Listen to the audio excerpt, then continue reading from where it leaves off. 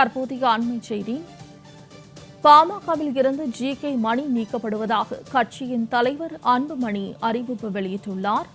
பாமகவில் இருந்து ஜி.கே. மணி நீக்கப்படுவதாக கட்சியின் தலைவர் அன்புமணி அறிவிப்பு ஒன்றை வெளியிட்டுள்ளார். பாமகவில் இருந்து ஜி.கே. மணி நீக்கப்படுவதாக கட்சியின் தலைவர் அன்புமணி அறிவிப்பு வெளியிட்டுள்ளார். கூடுதல் தகவல்களை செய்தியாளர் ஜெயலானி வழங்க கேட்கலாம்.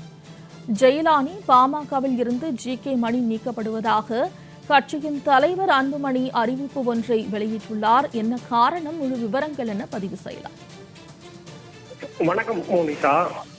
பாமக கட்சிக்குள்ளாக இரு பிரிவினராக கடந்த ஒரு வருடமாக செயல்பட்டு வருகிறார்கள். குறிப்பாக நிறுவன தலைவரான ராமதாஸ், அவரது ஆதரவாளர்கள் ஒரு புறத்திலும், கட்சியின் தேர்தல் ஆணையத்தால் அங்கீகரிக்கப்பட்ட தலைவராக தற்போது அன்புமணியும் செயல்பட்டு வருகிறார்.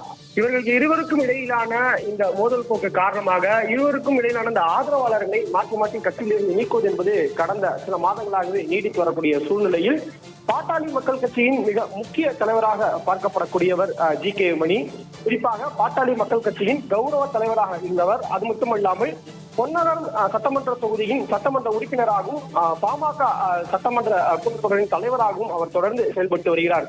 இந்த சூழ்நிலையில் தொடர்ச்சியாக ராமதாசுக்கு ஆதரவாக செயல்பட்டு வரக்கூடிய ஜி.கே. மணியை தற்போது பாமகவின் அடிப்படை உறுப்பினர் உள்ளிட்ட கட்சி பதவிகளிலிருந்து நீக்குவதாக தற்போது அன்புமணி அறிவிப்பு என்பதனை வெளியிட்டிருக்கிறார். குறிப்பாக பாட்டாளி மக்கள் கட்சியின் பொன்னகரம் சட்டமன்ற தொகுதியில் இருக்கக்கூடிய ஜி.கே. மணி அவர்கள் தொடர்ந்து கட்சி நலனுக்கு எதிராக செயல்பட்டு வந்ததன் காரணமாக கட்சியுடைய விதி 30 படி அவருக்கான அந்த உறுப்பினர் அடிப்படை உறுப்பினர் பதவியிலிருந்து ஏன் நீக்கக்கூடாது என்பது தொடர்பாக ஒரு வாரத்திற்கு முன்பதாகவே விளக்கம் கேட்டு அவருக்கு நோட்டீஸ் என்பது வழங்கப்பட்டது.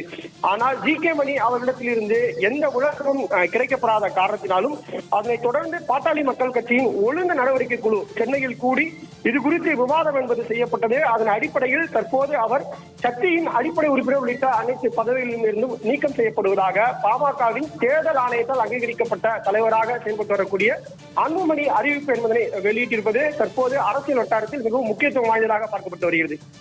ஜெயலானி, தகவல்களுக்கு நன்றி.